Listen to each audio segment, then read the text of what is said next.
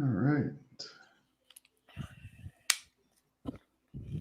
Is this going live on Facebook or live on what is it going live on? Yeah, we're live in Facebook actually right now, so we'll let people jump on. And we're in. I have a Facebook group called it's Real Estate Investing Club. Yep. Yeah, I think we've got close to 9,000 members in there, and then I have a couple small Facebook groups, and then I stream it so I can save it, and then I have a podcast that I'll put it on my podcast too. I have a virtual assistant that does all the editing for me. Right. But yeah, we like to go live, and people are starting to jump on now, and so we'll get started in a little while here.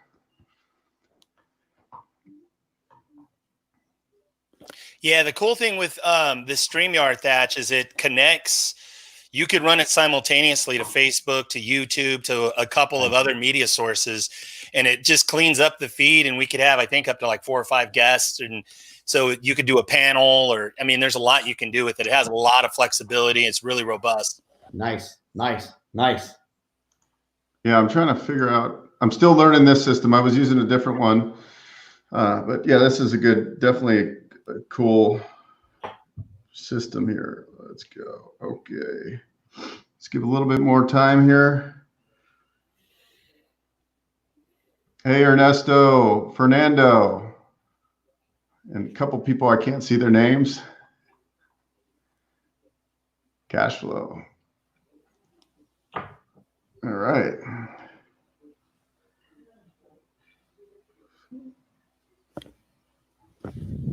You guys are doing this every Thursday night? Yeah. So Thursdays. And Ty came up with the name Survive and Thrive, and I really like that because it's so true. It's kind of like the David Goggins kind of outlook. Every time I'm working out now, after I listen to his book, and I'm doing push-ups or whatever, he always says you still have 40% left in your tank. So it's like every time I'm getting down, I'm like, all right, I can still go. I'm gonna go. And it actually works, right? It's little mindset things like that. All right. People are getting on now. Let's see here. Give one more minute, and then we'll get started. So we're pretty much live with those guys right now, right? Yeah, we're live. We're live. Yeah, people are good. One of the things I always ask people of you guys out there listening, why don't you guys type in the remarks? Where do you guys live? Right? And what's one thing you guys are grateful for today? Love it. Love it. Okay. So good what people are living these days. And then what you got grateful for today? There should be a lot of people be grateful for a lot of things, I tell you right now. All right, guys. Put it in the comments, guys, whoever's watching. We're getting a lot of what's up, guys. Hey, Omar.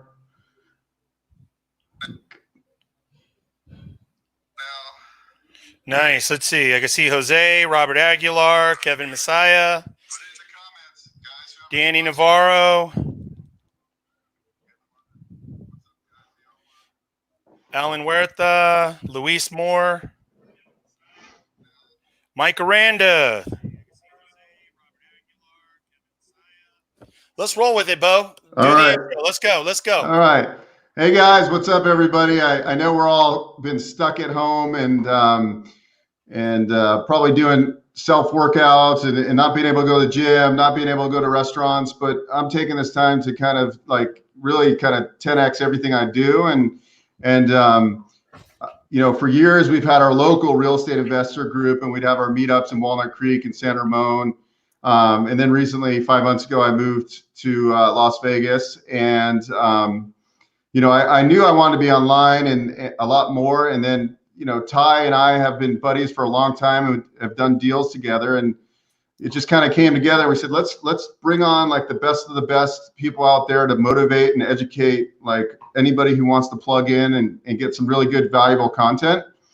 And so Ty came up with the name Survive and Thrive. And I love it because it's true. It's like times of, adversity, like right now. People are losing jobs and people are worried and people start getting negative. But, at the end of the day, really, it comes down to your determination and drive. And that's what I went through the last downturn, and it wasn't fun. I didn't know much about real estate investing. I owned the wrong type of assets. I wasn't cash flowing. And so, this time around, I want to be in the position to take advantage of opportunities and to, as Ty and Pace say, squat up. And so if you guys want to plug in every Thursday night, we're going to bring people on that are going to really bring a lot of value. But without further ado, I'm going to bring Ty onto the stage here. And Ty, why don't you say hello to everybody?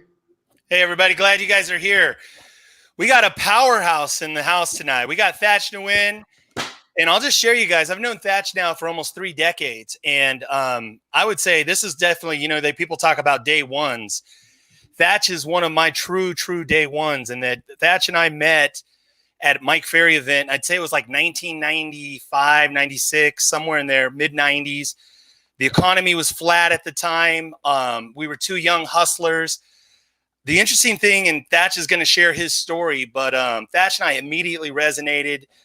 Became really fast friends, and it was such a good environment because back then we were all hustling and grinding to make commissions and all of that. And then, Thach, has continued to stretch himself and out there as an investor and even a developer doing lots of development. And I'm going to have Thach share his story, but I can tell you that also too, if you see behind me here, I think on this side here, you'll see, I don't know if you guys can see my Buddha there, the artwork, but I'll say that Thach was also one of my brothers where he is all about contribution. And, Thach was probably one of the earliest people when we were in our mid 20s who really was fully engaged in the conversation about consciousness and about elevating our energy and attraction and vibration.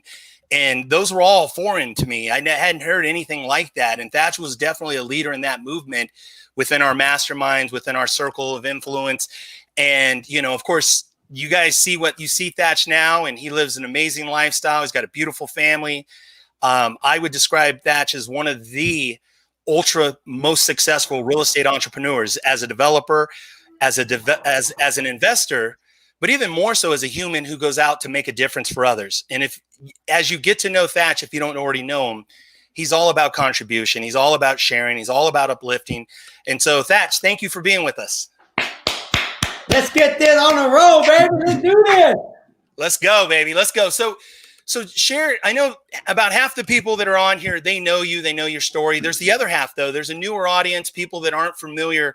They know the modern day. They see you, the cars, and developing and doing projects and knocking doors. And we'll talk about that. We'll get to that in a minute. But I want them to share with a lot of our listeners kind of the early days when you and your family came to America and your dad and the struggles, and just share your early years with us. Yep. So I was born in Vietnam in 1970. In 1975, I was about 5 years old. My dad, he worked for the U.S. military in Vietnam, and he got a phone call one day from his boss. Says, "Hey, the communists is going to invade South Vietnam in 24 hours. We're going to pull the U.S. troop out of Vietnam, and we're going to leave. You should go home, get your family, and you should leave with us. Otherwise, you're probably going to be killed, and your family's going to be probably captured. So you should come with us because you work with the U.S." So my dad called home one afternoon during lunchtime, and he told my mom, "Hey, I'm coming home. Pack what we got, and I'm going to pick you guys up. We're leaving to America." And my mom was like, "Really?" And he came home, and I have 4 brothers and a sister. My mom was pregnant with my sister at the time. And my mom packed all of the clothes in one suitcase. We had $100 in our pocket, and then we left to the airport. And on our way to the airport, you guys, my dad blew 2 tires on his Jeep. So by the time we got to the airport, we already missed the last plane.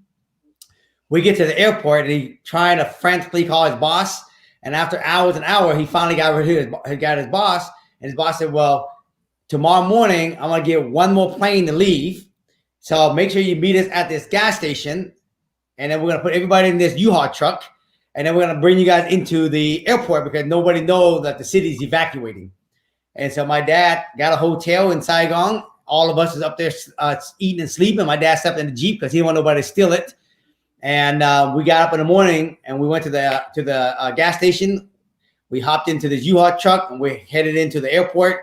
When we got to the airport, they opened up the door, man. Everybody's running everywhere. And, we got on the last plane and we flew out of the last plane and we landed in California, and they used Camp Pennington at the time for the homeless shelter. And we stayed there for a few months. And then my dad got shipped up to Washington State. We lived in a shelter up there for about 2 months or so.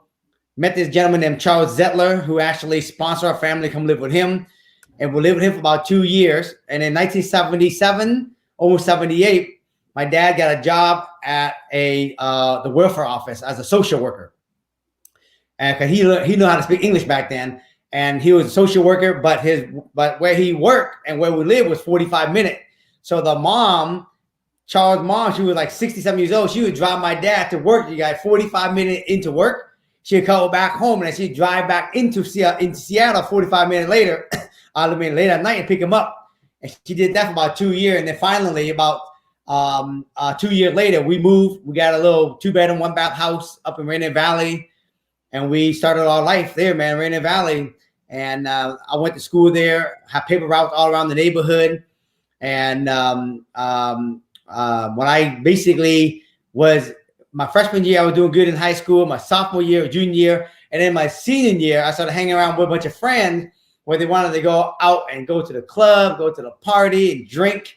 And I got hooked up with that crowd. And then by the time I graduated from high school, I got a 2.8 GPA. And a lot of the teachers like, man, you're gonna have a hard time, man, going anywhere with that. And today I'm gonna tell you real quick, it's not the grade point average you got would dictate your success. It's how hungry you are that would dictate your success. Let me tell you, okay? And so I graduated. I wasn't sure what I wanted to do. And I went to college with my older brother to fix aviation airplane when I graduated in 89. I graduated in 1988. I went to college for 89, 90, 91. They got my aviation airplane degree. I hated it. I'm gonna give you another tip. Only do things that you're really inspired about. Don't do things because your mom and dad want you to do it. Okay. I graduated in 91. I wasn't sure what I want to do. I was parking car at a Chinese restaurant. I was the dairy manager at Safeway, and I worked at a body shop in 91. And one of my friends said, you should do real estate. You got a good mouthpiece. And I was inspired by it all of a sudden for some reason. And I went and got my test, and I passed. I was 21 years old when I got my real estate test, you guys. And I made it. And I was the youngest I ever hired in real estate in Washington. But the problem is I didn't have a coach that really taught me what to do as a real estate agent. So from 1991 to 1994, I sat around the office waiting for someone to call me, and wasn't nobody calling me. And I had 2 or 3 deals a year from my dad's friend. That was about it. And 1994, man, when everything changed for me, is when I met Mike Ferry. And that's when my journey started with Mike Ferry in 1994. That's when I met Ty and Joe D and everybody there. I love it. I love it. What a blessing you've been. So tell everybody kind of like some of the true gangster 1994, like, Mike Ferry was the original gangster of, of training and hardcore sales for in our life. And so just share kind of like how young Thach meets Mike Ferry, gets involved with the coaching, training. What does your schedule look like? How was your business? Yep. How did you grow and propel? How did you move forward? So when I met Mike Ferry at a action workshop, he said 3 things that I thought it was profound. He said, there are 3 ways you can find business. And this even worked even for the wholesaler today listening, okay? You can sit around, wait for someone to come, and it's going to be very hard to duplicate it and repeat it. You can spend a lot of money on ads, but that's also very hard to duplicate and repeat it, and it costs you a lot of money. Or you can go out there and prospect and find it yourself, and it costs you nothing. And I was like, well, I got no money. I'm young. I'm willing to do it. And he says, and he had a $300 program. He says, know these scripts, which I believe everyone should know these scripts. And I want you to go talk to a lot of people. And I was like, okay, I can do that. And I met this guy named Floyd Canilleri at the workshop. And I went and spent time with Floyd. And he was out there door knocking 100 doors. And I was down there. I was like, okay, well, this don't look too damn hard, right? And so I created a schedule. I said, I'm going to go home. I have no business. and I'm going to door knock from 9 o'clock in the morning, and I want to door knock 100 doors like Floyd. And it took me 5 hours to door knock 100 doors, and I committed to myself, I'm going to door knock 5 hours a day, Monday through Friday, which is 5 days a week. I'm going to do it basically until, I just stop. And that was my new commitment. I knew my script. I didn't have no business. In 1994, I met Mike Ferry. I knew my script. And then I just basically, you guys, parked the car, and I made a 100 flyer in my hand. And my commitment was to knock on 100 door and pass out the flyer. And I knocked out from 9 o'clock. I got done at 1 o'clock. And I just did that Monday through Friday every day. And I did it, you guys, for 10 years straight, nonstop. Every day, 5 days a week, the rain, the sun, you name it. I did it for 10 years straight. And my first year, you know what I mean? I did about probably 8, 9 deals, but I got rejected massively because my skill set was low and my mindset was low at the same time. And I got my skill better, I got my mindset better, and I did it every day again next year. And I did it every day, you got for 10 years, and then I went up to 10 deals, 20 deals, 30 deals, 40 deals, 50 deals, 120, 130, 150 deals a year.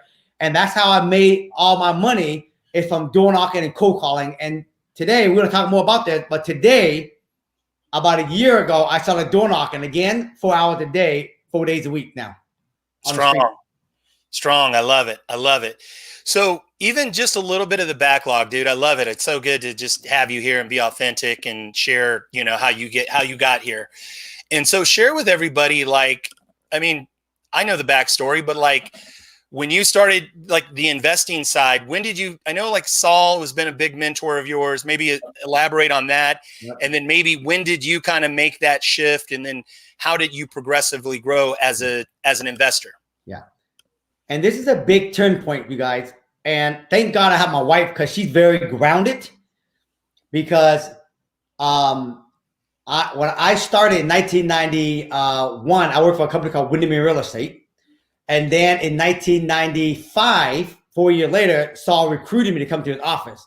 And he said, if you come to my office, I will teach you how to actually invest in real estate and have your money work for you when you're asleep, like the tree outside. And if you come here, you just keep doing your thing. And if you don't mind sharing what you do once a month for all the agents in my office. And then in return, I teach you how to invest and have your money work for you and grow when you're sleeping at night like the tree.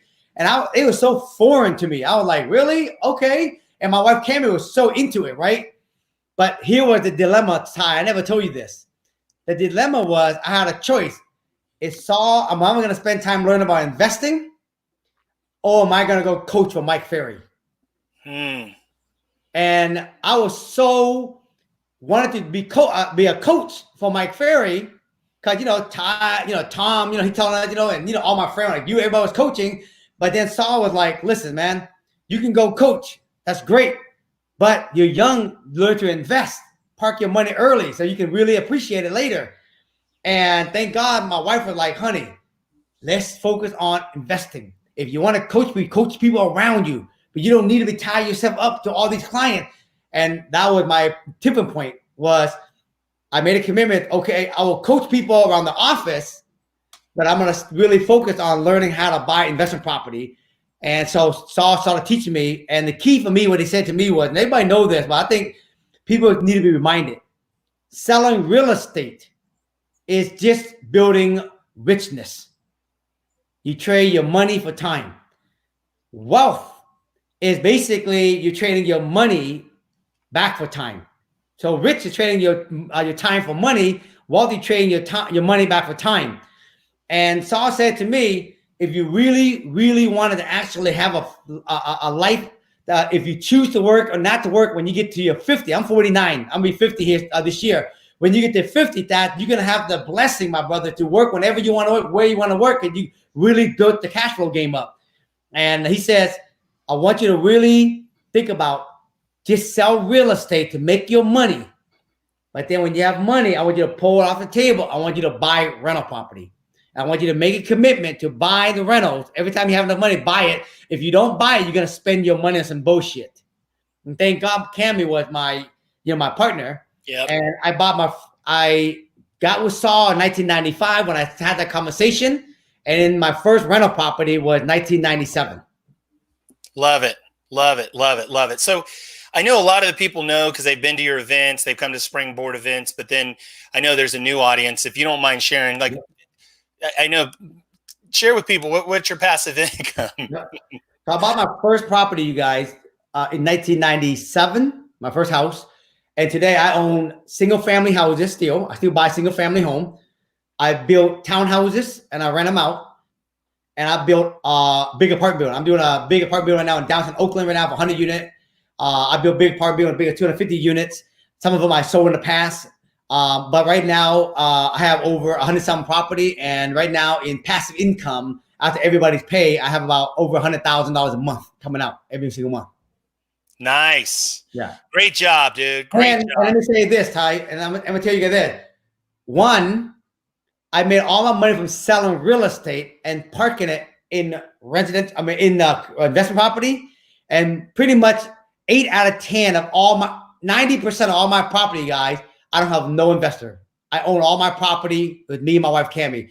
I don't work with investor. I don't mess with investor. The only time I ever bring an investor in when I do a big 100, 200, 300 unit apartment building. But the rest of the stuff I do myself. And there's a lot of reason why, less headache, but you need to keep all the money yourself. So if you can go out there and generate cash flow through the front door, you can actually own real estate yourself. The only reason why people, in my opinion, don't they don't want to go bring their own money. Yeah. Is because they want to move real fast and go raise capital. But the problem, if somebody put all the capital in the world of investment property, you'd be lucky to get 20% or 25% of the whole pot. And someone could say, well, that's better than nothing, but you're doing all the work for 25%. Right. Right? That ain't nothing. But you're really thinking from that angle. Right. So you have enough money, do it yourself and keep 100% of the money.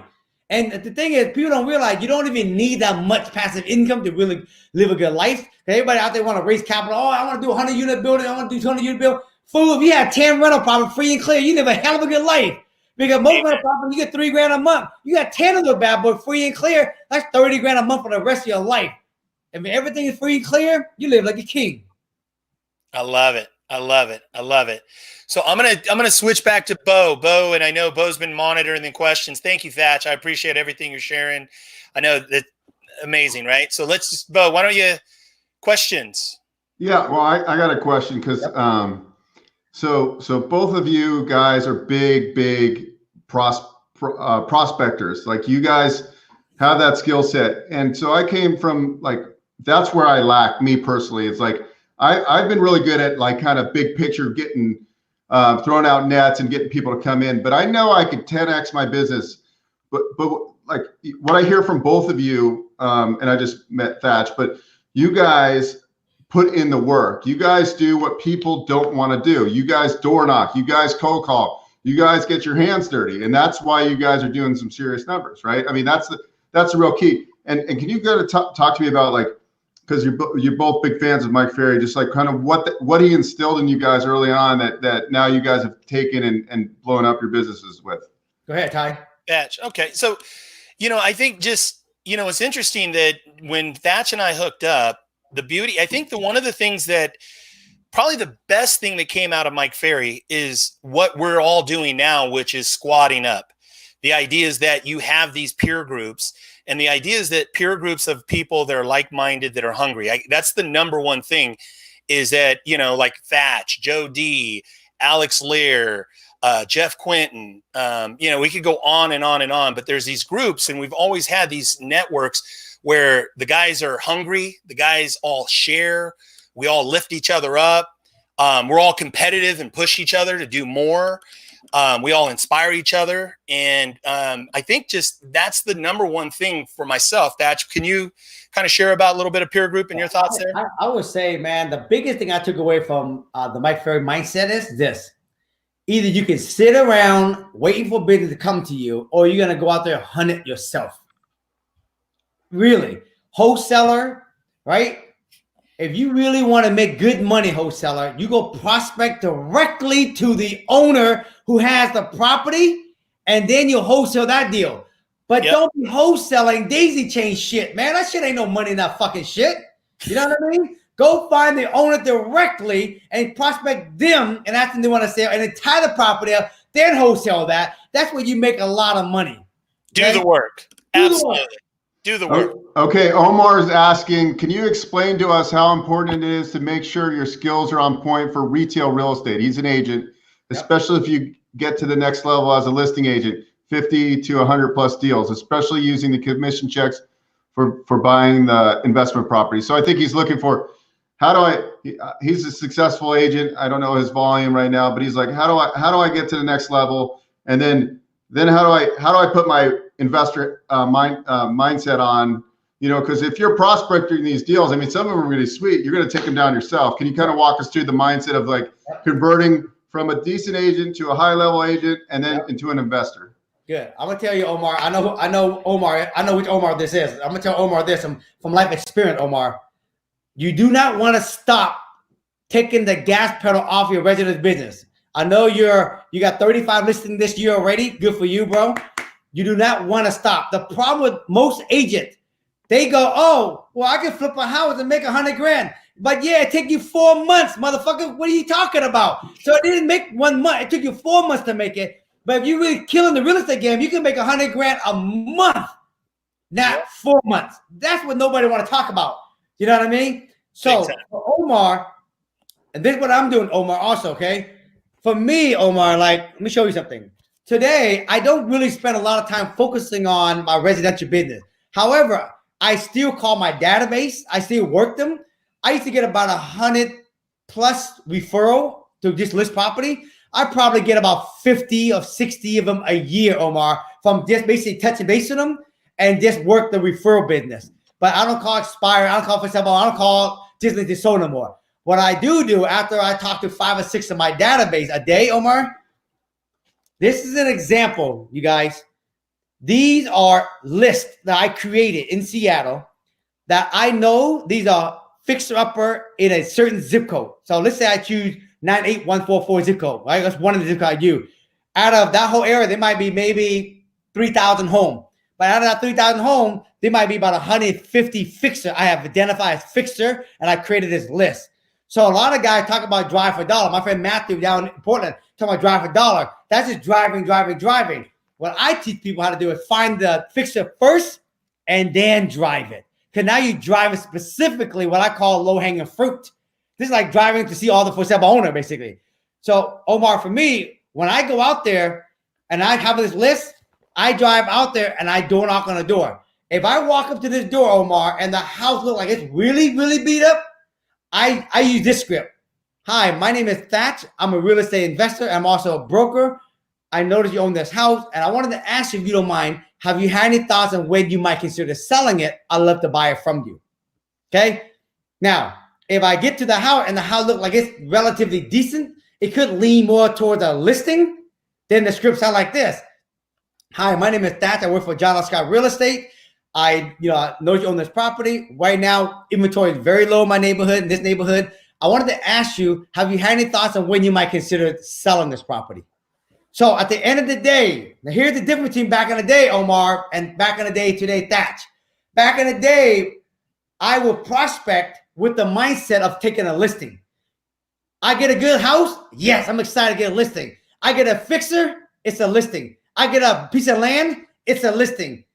It's always a listing. Today, when I prospect, my mindset is I want to buy the property. So I'm going after property that I can buy. So I go after a property. Can I buy this property and can I fix it and rehab it and then keep it as a burr? If it don't fit as a burr, can I flip it and make money? If it doesn't fix it, if it doesn't fit a flip, can I assign it and make some money? If it's not enough margin assignment, I will just list it as a consolation price. So the mindset before was, as an agent, it's always a list. The mindset today is burr, flip, assign, and listing. So at the end of the day, Omar, I'm still listing property, but I'm going after I call my database, I'm going out there calling and door knocking, fixer property, so I can do one of those 4. That's the different mindset today. I love it. I think there's, like, if you're a real estate agent out there and you're not an investor, I mean, there's no better position to be than a real estate agent and an investor. I mean, if you're selling real estate, you don't have a retirement account unless you buy real estate, right? So it's like, it's like the number one thing. And I talk to so many real estate agents. I'm also a broker in California. And it's like they don't understand anything about the investment side, and it's like they're missing. I mean, they can't work with investor clients because they don't know how to figure out what the ARV is. They don't understand BRRRR. I mean, these are things that if you're an agent, you learn these basic skills, and you're going to sell 10 times more properties because you can deal with. And these investors, if you bring them deals, they're going to buy 5 or 6 properties a year from you. Right. I mean, just ask Ty. That's what he does. He sells the same buyers. He has a buyer's list, a huge buyer's list, but there's probably only 10 that buy multiple deals because they're easy to work with, and it's easy for him to. If you're an agent on this phone, and after this conference call, if you guys don't go out there and start making money and start buying rental property, you deserve to be broke 10 years from now. Because you're in the business where you are the first man on the front line. If the property's good, you need to buy that shit, man. What you in this business for? Listen, you're not in the business to sell real estate.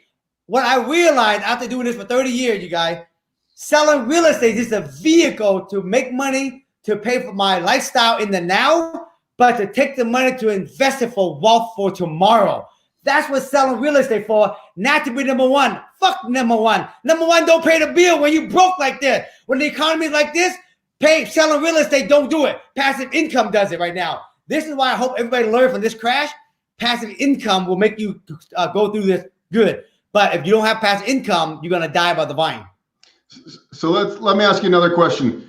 You're in Washington, and your median price point's pretty expensive. I'm taking it. So what's your structure to get the cash flow? How do you, on a single family home? I mean, I know you're making money, so it's easier now for you to put down 25%. But if you're just starting out and you might only have 1, 2, 3 doors right now, I mean, what's your advice? I mean, obviously we might get a little decline in prices, but how are you going to cash flow in these more expensive markets? What's your strategy behind that? Today, one of my biggest secrets I teach a lot of people, I'm going to share with you guys right now, okay? Let's just say... Zoom in so Thach is really big, if that's possible, if you can kind of make him the main, just so we can see his background. You going to get on the whiteboard there? I'm going to share with you right here. I'm trying to figure out how to make it. Okay, hold on. There's like... There we go. Look. Hold on. If you guys...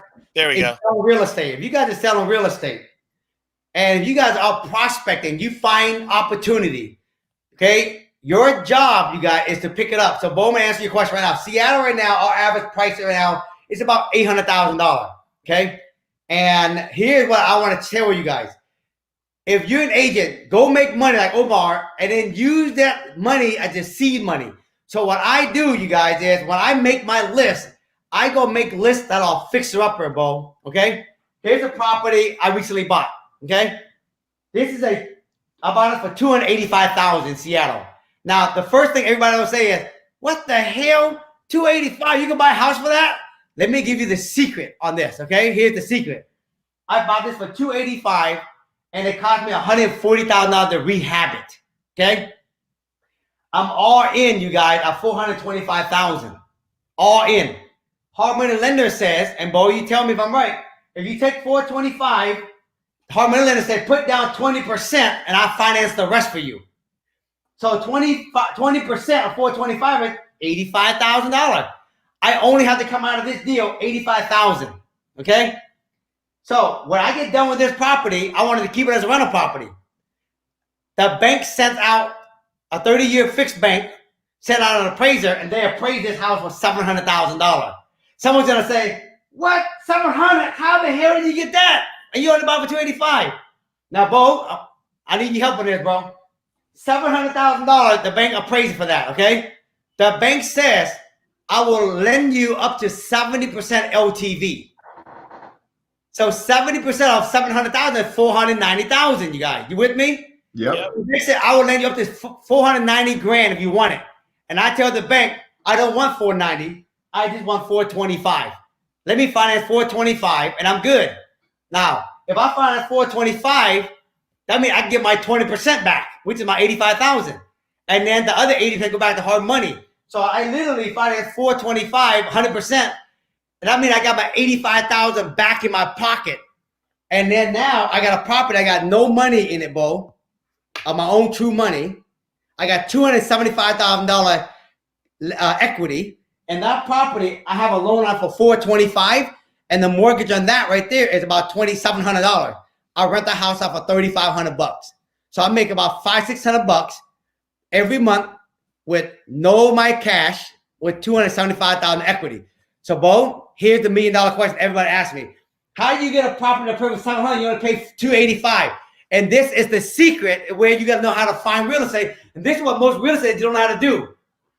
This house was a 2-bedroom, 1-bath with an unfinished basement that you got to go outside to get to the basement. It's only 5 feet high. When I bought this property, I gut the whole entire upstairs inside. You know what's even better than that? Instead of raising the house, you guys, I jacked out the floor and I dropped the floor about almost 2 feet. So I could use a height ceiling. So then when I got done with this house, it came 2-bedroom, 1-bath upstairs, 2-bedroom, 1-bath downstairs. Now I got a 1,800 square foot house that's worth that's $700,000. So when I bought it the 2-bedroom, 1-bath, 900 square feet house, Fixture.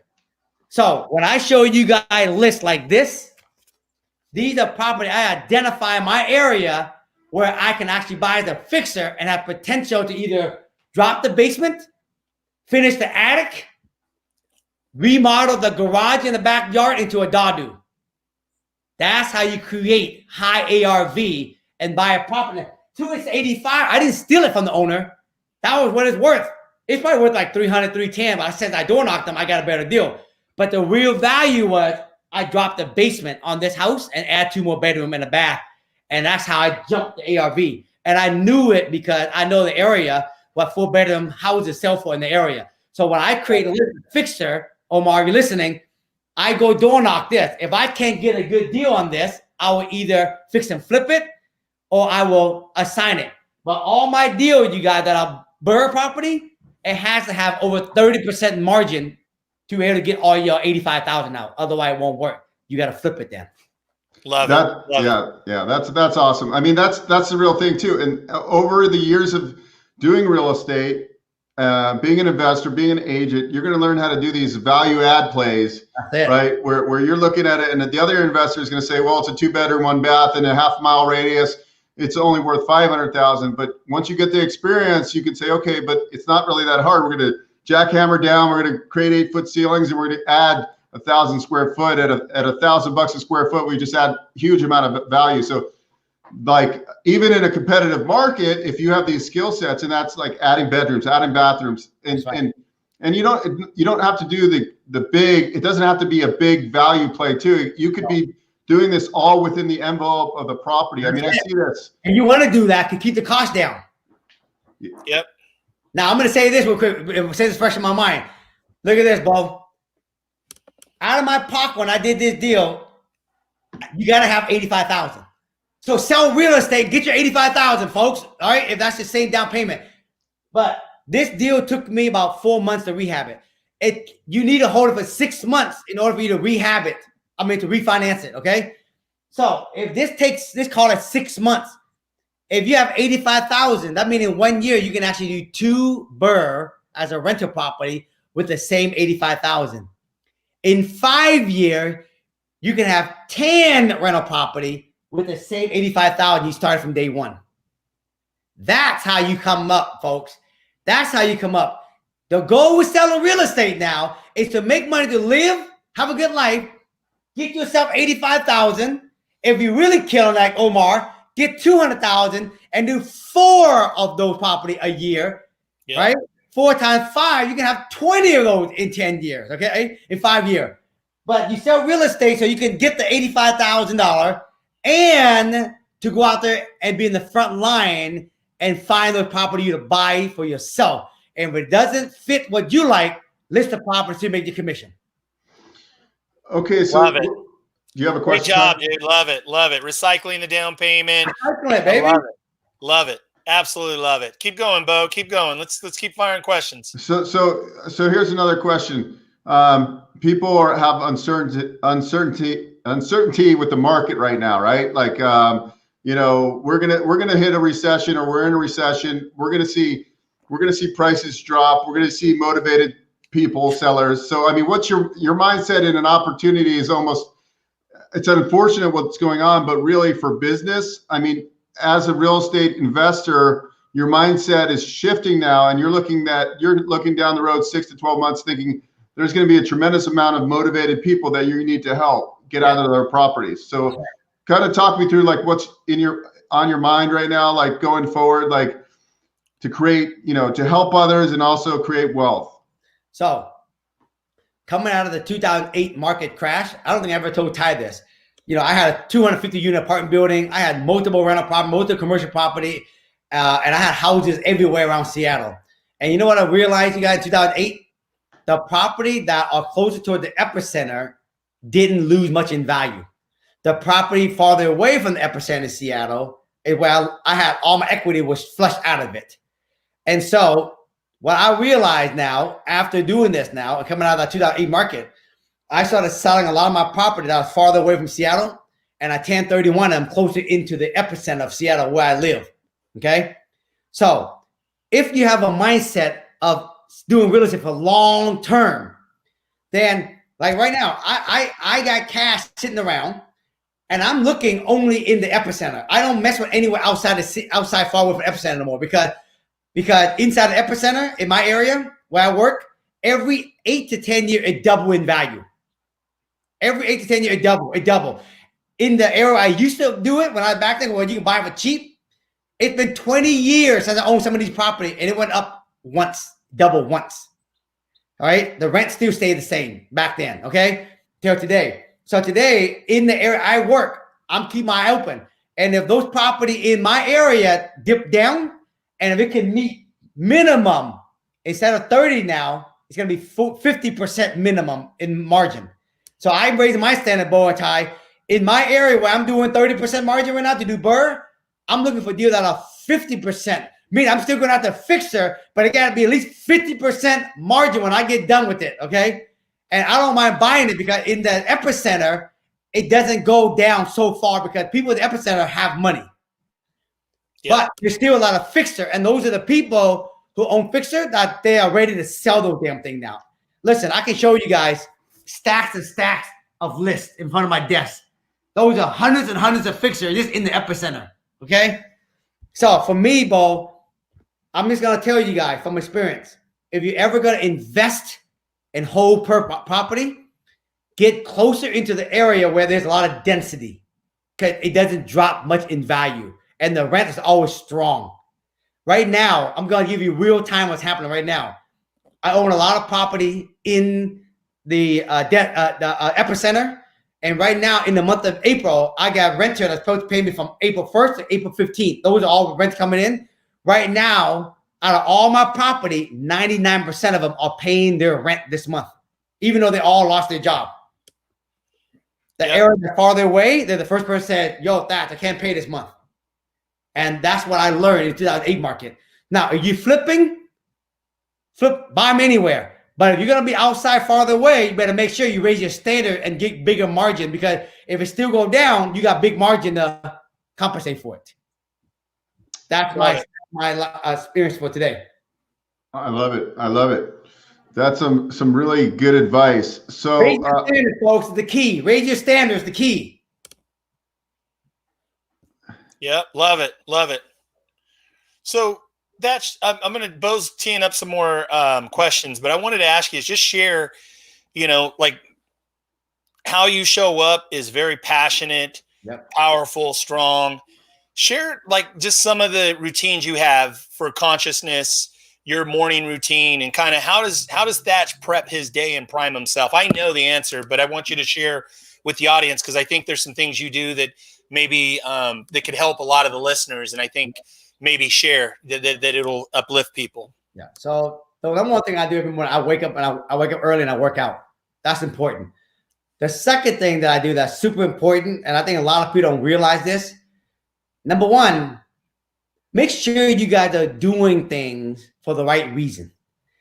Don't go flip houses. You see everybody flipping houses. Don't go out there and want to be an investor. Everybody doing it, right? One of my friends, I just talked to her today.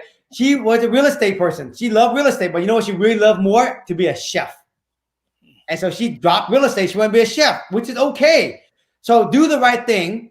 Then the next thing, you guys, is you got to spend time quieting the mind. Every morning, you guys, I spend 15, 20 minutes and I always sit in silence and I just listen to see the message that comes to me. Like this morning, I asked my dad, I meditate. My dad passed away. And I asked my dad, I said, during my meditation, Dad, right now, there's a lot of people right now that are losing their job. Do me a favor, Dad, right?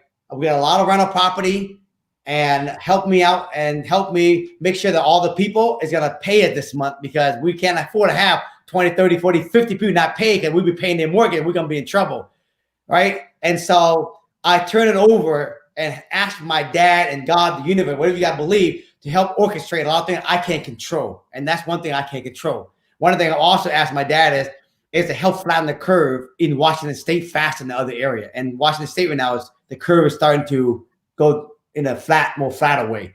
So these are the things that I spend time every day asking. And, like every day when I'm calling, I'll ask my dad, align up the right people for me so I can do business with that easy flowing. There's no resistance. They're happy. I'm happy. Line those people up when I'm prospecting every day. I don't need nobody that's hardcore asshole. I don't want them anyway. But when I'm prospecting that, just set me up with the right people at the right time, the right place every single time. And that's how I find all my business. Every property I buy are all with the right people every single time. I just bought a property the other day, you guys, on the lady I cold call. I don't think I've ever told you this, Ty. I got her number. I went by her property. She wasn't home. I left the flyer there. I called her the next day. I called her on the phone. I said, hey, you own this property across the street from my house. I'm rehabbing. You want to sell it? She said, no.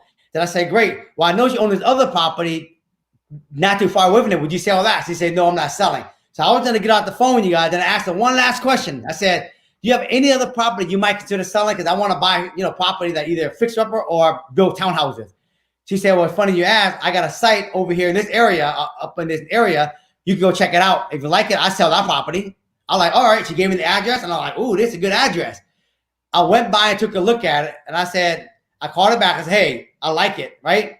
And I said, I said to her, how much you want for it? She said, I want $750. I said, well, I'll give you $700. You cool with that? She said, I like it that. Give me $710. We'll call it good. So I said, all right, $710 done. She said, well, since you're at it, the two houses next to it, I own those too.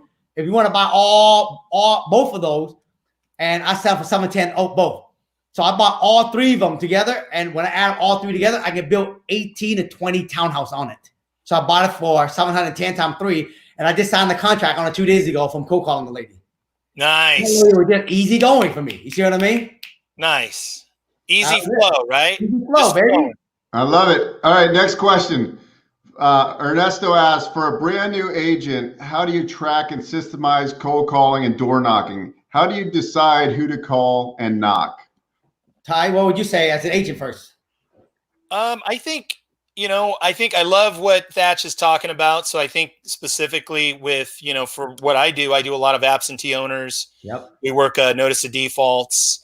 We also work probate lists. I do love what Thach does too, which I think doing more of is getting out in the doors and then specifically tracking and looking for high probability fixer uppers. Yeah. So that's who I work. Thach, share more about what you do and how you line up your list. New agent. If I was coaching a new agent, number one, you gotta work your sphere. Though that is the lowest hanging fruit you can work.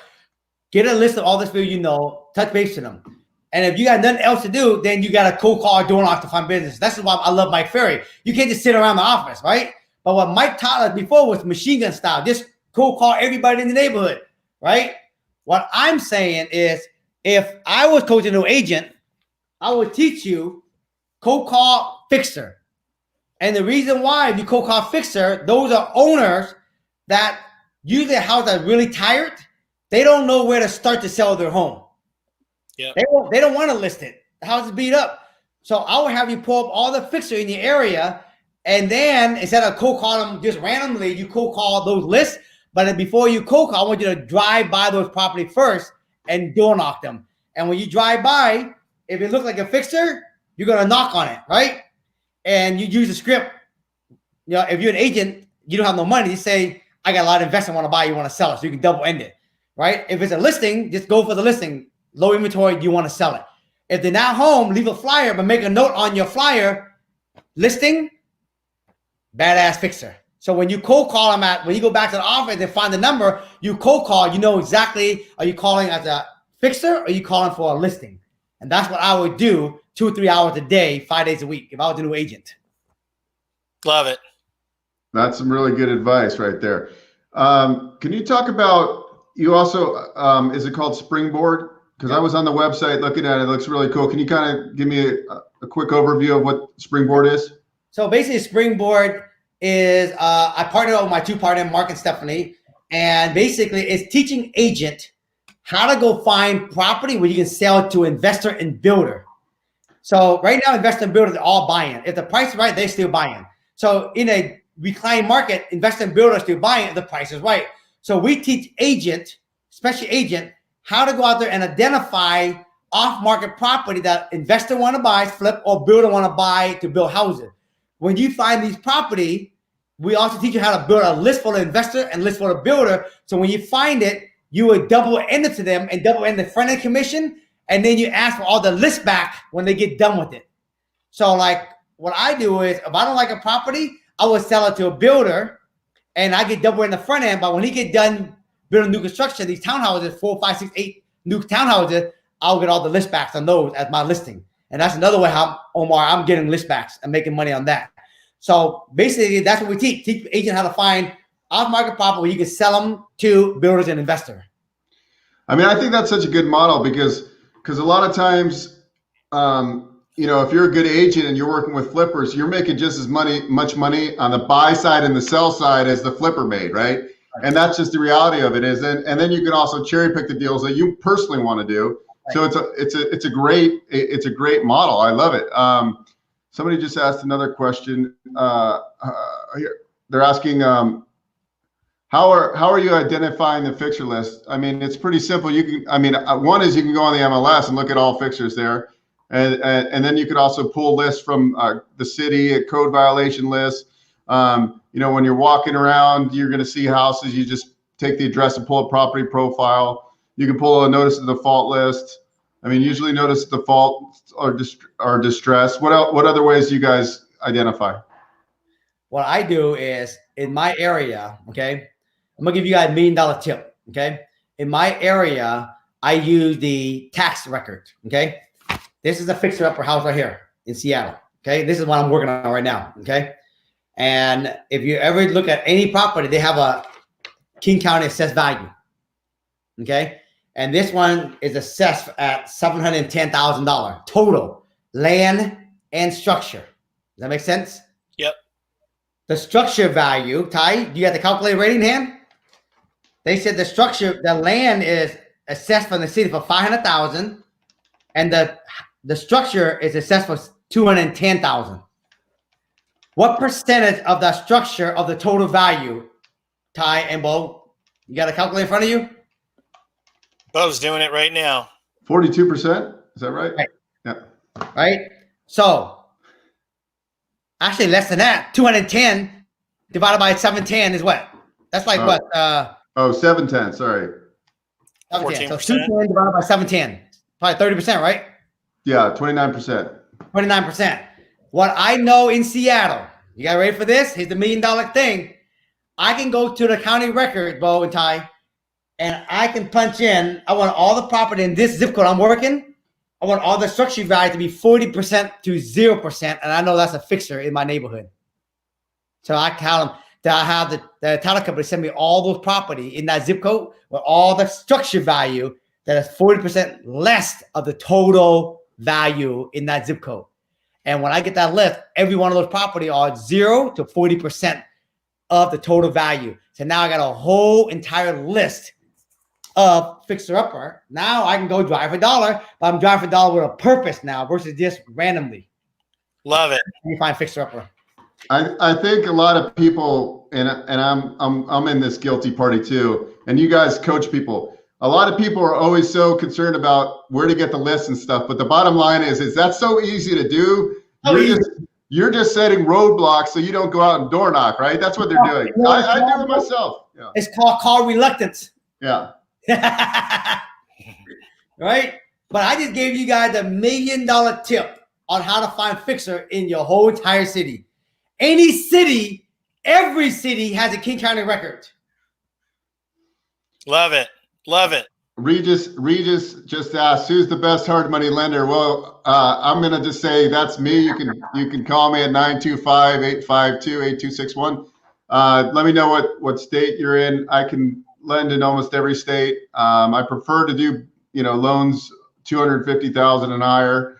Smaller loans I can still do. Just let me know. If I can't do it, I'm going to refer it to the right person. Do you do all California, Bo? I do every state pretty much. Every state. There's only 4 states I don't do right now, but primarily the easiest states to lend in are Washington and California. I have the most amount of money there. Well, make sure I get your contact, bro. I got a lot of people that follow me in California that always need hard money lending, okay? Yeah, I will. And I also wanted to point out that when you're doing these bigger apartment deals, you should look. I'm affiliated with a direct lender for HUD. Yep. So you should be 35-year amortized loans. The first 2 years, you don't have to make payments. And then the rates right now are about 2.9 to 3%. Yes. And it's 35, right? So 20 years from now, if you want to sell it, those loans are assumable, or 15 years. And if you got 3% money, that's a huge selling proposition. So yeah. But thank you. I'm going to definitely give you my contact information as well. It's funny, before Ty said you were coming on the show, I've been following you on YouTube for a long time. So it was just like, oh man, Ty, you're delivering people I actually like, and I've watched their content, and it's super solid. The other thing is when the coronavirus is down, I would love to invite you and Ty for some pool parties here in Las Vegas. I'm down, baby. Okay. And a mastermind. And the other thing is I'm gonna tell you what's fun, bro. We do a fun 1-day real estate seminar in Las Vegas. Yes. Yeah. There you go. And then I'm gonna take you to my favorite Vietnamese restaurant in town. Okay. I eat a ton of Vietnamese food. I love it. It's my favorite food. That and sushi. That's it. Yes. Yes. Let me bring it around. So I'm just looking at the with regard to like closing thoughts, Thach. I mean, we got 60, 70 people on here. Obviously, the replay is going to go out. Half of them are just pure investors. Some of them have other jobs, and then we have a lot of realtors on here too that are aspiring to make transitions. And again, man, thank you so much for being here. You're a true inspiration to myself as well as everybody who's watching. And again, I just appreciate your contribution and sharing. Is there any kind of thoughts, things that you want to really hammer home with this group? Yeah. So I'm going to say to you guys this, okay? The biggest takeaway I want to tell you guys over and over and over is Warren Buffett said it well too. If you don't find a way to make money when you're asleep, you're going to work until you die. Okay? If you don't find a way to make money when you're asleep, you're going to work till you die. Listen, I am a big advocate of real estate agents selling and making a lot of money. But if you're selling to make a lot of money and you don't have the mindset of actually trading your creating wealth for tomorrow, so you can one day stop the running on the treadmill, then you're also not being very smart. I'm a big advocate for a guy who's out flipping houses. But if you're flipping houses to flip houses and never actually pull any money off so you can actually own rental, you're going to work until you die. Same way with wholesaler. So all of us, wholesaler, builder, realtor, loan officer, we all work in this vehicle purely to bring in cash flow to the front door so we can reinvest it and do BRRRR model like this and keep it a cash flow property for the future. So when bad time come, when the virus come, 9/11 come, you guys, the problem when 9/11 come, when the market crash, when this happened, everybody who has a cash flow problem, a business, right now, the biggest problem everybody in America have right now is called cash flow because they got no work. They got no work, got no cash flow. But if you got rental property, you're going to make money. Now, unfortunately, in this scenario, we got a financial issue and a health issue. You know what I mean? We didn't really have a financial issue. We had a health issue in this economy right now.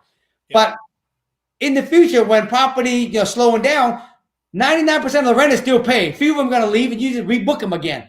Yep. But the point I'm making is most people, when the market go down, they stop running real estate business, wholesaling, And that's the problem where they stop, go, stop, go. The part of the time you stop, go, and stop, then you got to go back and take you 2, 3, 4, 5 years to get back to your par. So by 20 years from now, 40 years from now, 50 years from now, you really didn't get that far. And what the difference in what I did was I just kept plugging away because I was only making about $900 to $1 million a year in income, but I was plugging away and just parking money.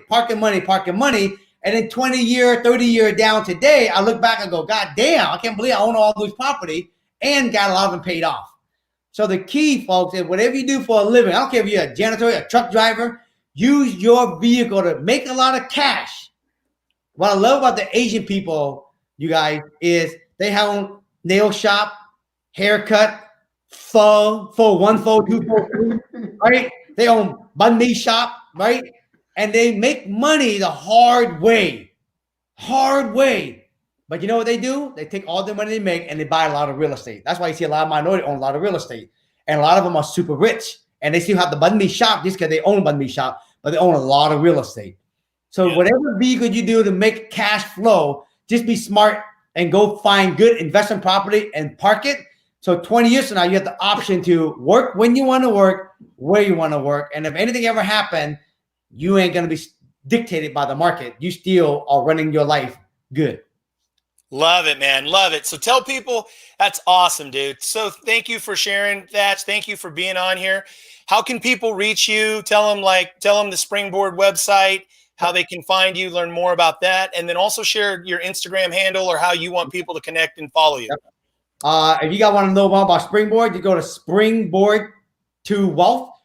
2 is T-O. Springboard2wealth.com. Check them out. Okay. That's the company where we teach you how to do that.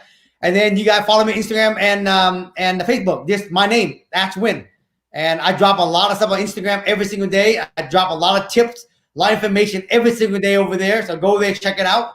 And in the month of April, every week, I'm going to be interviewing 2 live people every single week who are entrepreneur some way, somehow. And I'm going to share with you guys what they're doing to inspire more people also to keep doing what Ty's doing.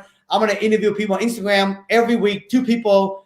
And tomorrow I'm interviewing Dan and Navarro. But you gotta go to Instagram. You gotta see all the different people I'm going to interview in the month of April. And I got a lot more coming. What time do you do your interviews? Say the day and time. What is it? A recurring Monday same day? Friday at 12 o'clock PST Pacific time. Yep. And 30 minutes long. That's it. And you're doing it live on Instagram and as well as Facebook Live? Nope, just Instagram Live only. Just Instagram Live. Okay, guys. So there you have it. So there you guys have it. Get with Thach. Check out his stuff. Thank you, Thach, for sharing with the group. Man, this has been a great interview, dude. And, man, I can't tell you how much I appreciate you and your contributions to myself personally as well as everybody we know and how you inspire. Bo, do you want to sign us out? Yeah, I mean, this was an awesome event. I mean, people were very excited. People said they love our energy, and I think it's, you know, you're bringing my energy. I mean, I'm so amped up right now. I'm like, all right, I'm gonna go make money, and then I'm gonna go buy real estate. That's it, baby. And I'm gonna cold call and door knock. It's really not that hard. You just gotta be driven. There, yeah. Thank you so much, and I'm really serious about this mastermind in Vegas because people were talking. They said we have to do a pool party though. We have to have a part of it that we go to a pool and, you know, have a couple Saturday. We'll do Saturday the event. Saturday night we'll party, and then Sunday we'll go to a pool party, and we'll make it like a 2-day thing. So the Sunday will be the pool party. We'll go out for good dinner on Saturday night. Yeah, we'll definitely light it up. We'll go to Vegas as soon as this thing calms down. All right. Thanks so much. All right, you guys have an awesome day, man. Peace out.